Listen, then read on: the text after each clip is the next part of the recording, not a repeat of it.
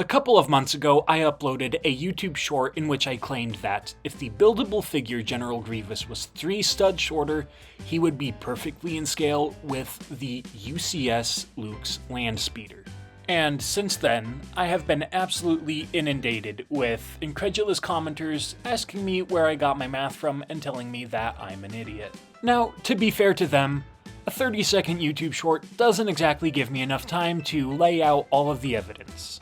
Luckily, I can make videos longer than 30 seconds. So today we are going to go over 4 things that will hopefully convince you that, yes, they are indeed to scale. Number 1, some simple visuals. Number 2, some elementary school math. Number 3, some middle school math. And number 4, arguing the semantics of what it means to actually be in scale in the first place. Before we begin though, let me get one thing out of the way. The so-called sniff test. When you tell me that my claim is incorrect because it fails the so-called intuition test, well, first of all, I say, good. The series isn't named LEGO sets that you probably could have guessed were scale with each other, it's named LEGO sets that are surprisingly in scale with each other. So if initially the claims are hard to believe, then that just means that the series is living up to its name. The second point about the intuition test is that, well, it means absolutely nothing, because, frankly, sometimes human intuition sucks. If we treated the intuition test as the end-all be-all, then we wouldn't have smartphones, GPS, DVDs, X-ray imaging, or MRI machines, all of which depend on the very counterintuitive principles of general relativity and/or quantum mechanics. And no, I am not saying that LEGO Star Wars is on the same footing as quantum mechanics, so don't strawman me in the comments. What I am saying is that sometimes human intuition is incorrect. So when you cite the sniff test as the reason for why the claims that I am making couldn't possibly be true, it means literally nothing. I'm sorry, but it is just a dumb argument. Now, getting on to the actual meat and potatoes of the video, let's begin by reminding ourselves just how small the Landspeeder actually is. You notice the top of the engine there behind 3PO's upper arm, how it's about the same height as the Stormtrooper's waist? Or maybe over here, how the top of the side engine just barely clips the top of the Stormtrooper's knee. And don't forget, the Landspeeder hovers pretty high above the ground. So in reality, it isn't even that tall. I mean, here in this wider angle shot, you can see how the Landspeeder itself is only about as thick as Mark Hamill's thigh is long. The Landspeeder is a very small vehicle. I mean, right here in this shot, you can see 3PO's head is about the same size as the intake of the engine. Funnily enough, since 3PO is farther from the camera in this shot, his head is actually probably a little bit bigger than the intake of the engine. The Landspeeder is a really, really small vehicle. On the other hand, General Grievous is a very, very tall character. And his legs aren't even straightened out all the way in this shot. Grievous walks with a hunchback. The guy was an absolute unit. Our legs might only bend in one spot, but General Grievous's legs bend in 2 spots, plus of course the ankles and hips. And he keeps them bent pretty much constantly because he's so tall, he needs to bend over to fit through all the doors. And that's of course not to mention how hunched over he is. I mean, the guy makes Quasimodo's spine look straight as an arrow. That's an exaggeration, but you get my point. When he comes up to talk to Anakin, look at just how far he has to hunch over. I mean, the top of his head is below his shoulder level, and he's still looking down on Anakin. And it's not like Hayden Christensen is some midget. I mean, he's taller than the average male. Grievous is simply much taller than the average male. Hopefully by now you can begin to see why I might be making the case that Grievous is pretty in scale with the Landspeeder. And don't hit me with he wouldn't fit in the seats, so it wouldn't work. The Landspeeder, as beautiful and as gorgeous as it is slightly out of scale with itself. To see what I mean, go ahead and take a look at one of those movie frames again. Do you see how narrow this wall is compared to how thick this wall is? Sometimes in LEGO, you have to beef something up a little bit to make it structurally sound. And in beefing up the edges, the cockpit shrunk. Yes, General Grievous couldn't fit in this cockpit, but neither could a Mark Hamill who was properly scaled with the length of this Landspeeder. For a more concrete example, look at 3PO and how he's sitting on the Landspeeder. Do you see how much space his shiny metal butt takes up on this thing? If you freeze the frame and zoom in, you'll notice that not only is he tall enough to sling his left arm over the top of the engine if he wanted to, his butt also takes up majority of the back right side. If you go and take a look at the LEGO model, keeping in mind the screenshot that we just looked at, you'll notice that a properly scaled 3PO would need to have a butt about 7 studs wide. Obviously, a 3PO with a butt 7 studs wide isn't going to fit in one of those seats. That is because, as I said previously, they shrunk the cockpit of this Landspeeder to make the walls more sturdy. So when you say Grievous wouldn't fit in the seats, that doesn't bother me, because I am strictly comparing the Landspeeder's length to Grievous's height. Now, there is an argument to be made for, well, if the Landspeeder is out of scale with itself, then doesn't really make sense to compare its scale with anything else. That is something rather interesting that I will talk about once we get to the semantics section. But for now, let's just look at the math. The Landspeeder has an in-universe length of 3.4 meters. Now, this isn't like a Star Destroyer where they can't build a 1-to-1 scale model for the movie. This one, they actually did build the physical vehicle for the actors to sit in. We can affirmatively say, yes, this is 3.4 meters long without worrying about CGI inconsistencies. Now, if we take a look at our LEGO model and break out the high-tech measuring device, because clearly this stuff is so complicated that I'm the only one on the internet who is able to do this sort of thing. It's not like anybody has the ability to go to their own personal collection and do all the measurements and math themselves to fact-check me. Anyways, when it's all said and done, you'll see that the Landspeeder is about 48 centimeters long. And yes, I am being much more precise off camera. Here, I'm just getting some B-roll footage. Grievous's official in-universe height is 7 foot 1 inches, or about 2.16 meters.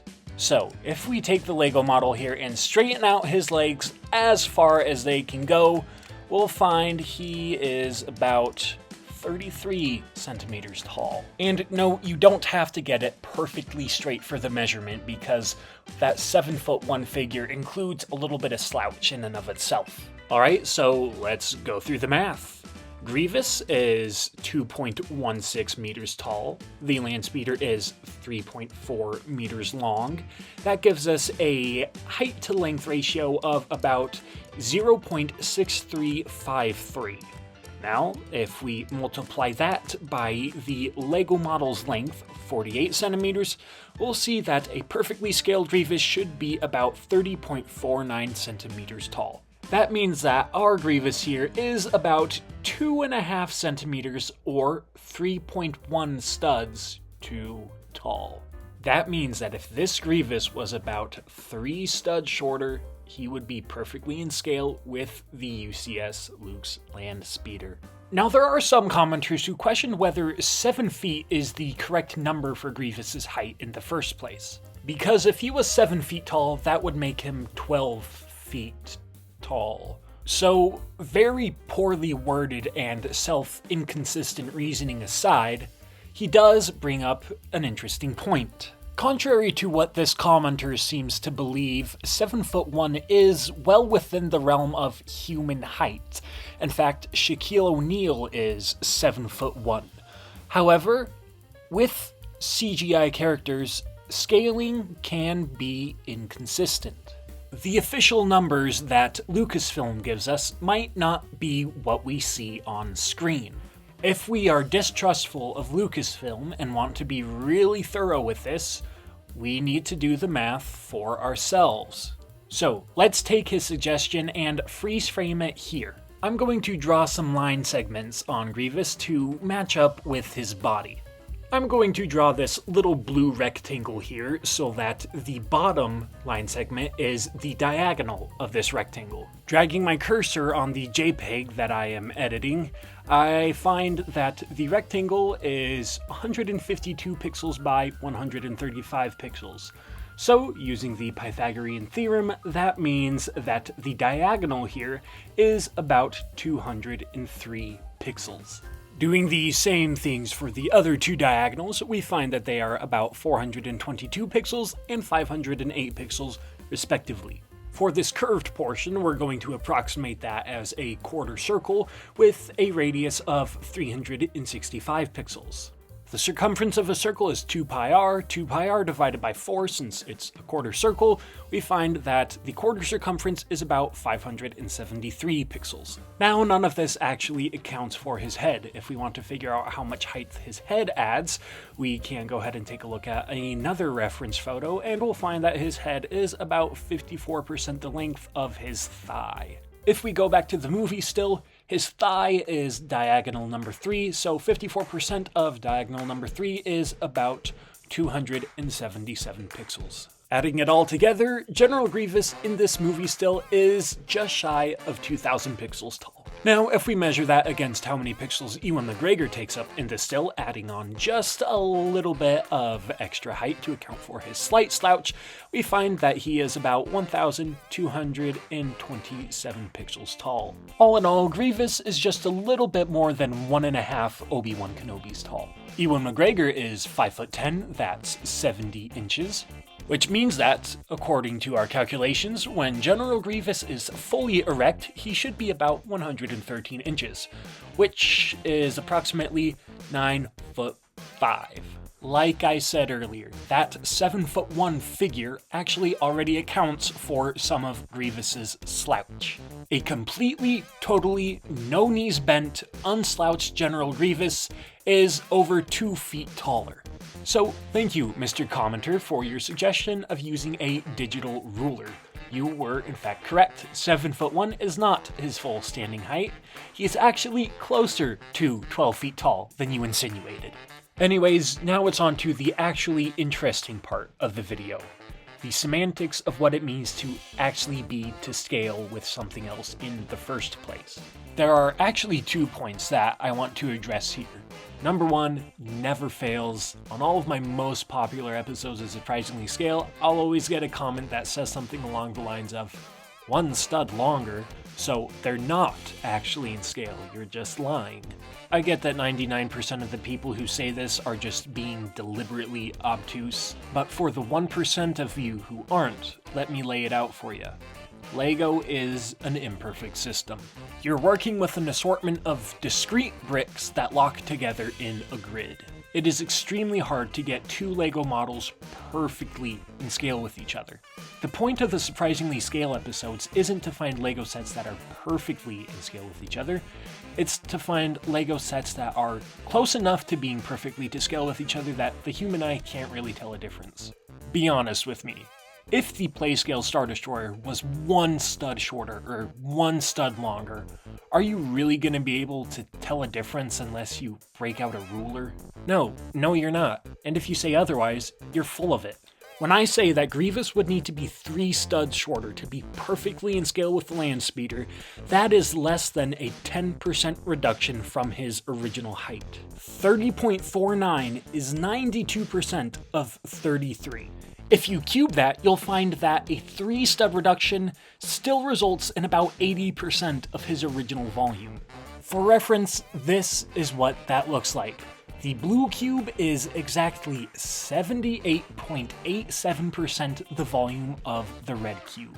If these were not side by side, you wouldn't be able to tell a difference. Is a 20% reduction in volume a lot? It can be, but it depends on the context. When we're talking about Lego, where sometimes 20% of a Lego model's volume can be just 2 or 3 pieces, I don't really think it's that much. If any of you have ever designed your own Lego MOCs, you'll know that 2 or 3 pieces can make a huge difference when it comes to shaping, and sometimes 2 or 3 pieces is as close as you can get to the scale that you want.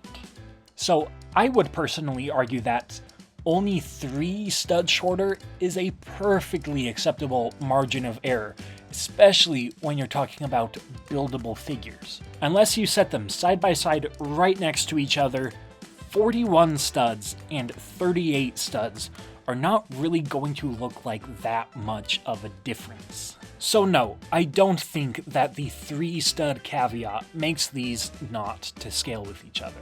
The other argument that you can make is that if the Landspeeder is out of scale with itself, then does it really make sense to say that it's to scale with anything else? If it's not even self-consistent, then surely it doesn't make sense to compare it to other Star Wars objects. And to that I would say that is a valid point and a valid argument that you can make, and if you are going to make the argument, then there is no such thing as a Lego set being in scale with anything, because there's no such thing as a Lego set that is in proportion with itself. The U-Wing's length is not in scale with its width. The Jedi Interceptors do not have cockpits that are at the same scale as their wings. The Resistance Bomber needs to be much longer if it wants to be in scale with its wingspan. Try as you might, you are never going to find a Lego set that is in perfect proportion with itself. Some are certainly closer than others, but ultimately, Lego is an imperfect medium. There are always more hairs to split. So if you want to make the case that General Grievous is out of scale with the Landspeeder because the Landspeeder is, first and foremost, out of scale with itself, and so is the buildable figure General Grievous, by the way, then you also need to accept that there is no Lego set that is in scale with any other Lego set. And I feel like that just makes it not fun. There are certainly things that you can criticize Lego for, and believe me, I do, but if you get too hair-splitty about things, then it's just not an enjoyable hobby anymore. A Lego set being out of scale with itself is just par for the course. There's no way around it, because, well, it's made out of Lego. So instead of saying this Lego build can't be in scale with anything, I simply choose to take a build's most prominent dimension and use that for all my calculations. The AT-AT is most prominent in its height, so all my calculations are based off of the AT-AT's height. The Millennium Falcon's most prominent dimension is its length, so I base all of my scaling calculations based off of its length. The Landspeeder's most prominent dimension is length, General Grievous's most prominent dimension is height, so when I compared the Landspeeder's length to General Grievous's height, I found that the two sets were, at least to my satisfaction, in scale with each other. Now, you could probably describe a 20-minute long response to some YouTube trolls as overkill, and you'd probably be right in describing it that way. But as you may have noticed, I take my math very seriously. I'm a physics major with a math minor, and I love mathematics more than life itself. So, you can tell me that my Lego opinions are stupid all day long, and I won't care. But when you tell me that I'm doing 3rd grade level math incorrectly, when I know that I'm not, well, then you will get under my skin.